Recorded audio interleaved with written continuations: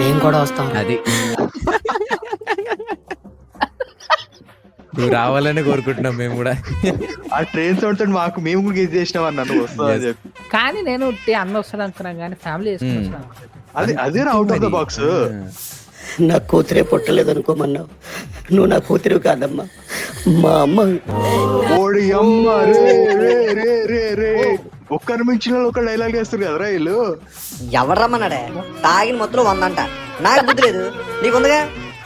అజయ్ మళ్ళీ ప్రూవ్ చేసాను అమ్మాయిలు రెడ్ ఫ్లాగ్స్ కి పడతారని. అదే కదా, అందుకే ఆమె సింబాలిక్ గా రెడ్ డ్రెస్ వేసుకుంది.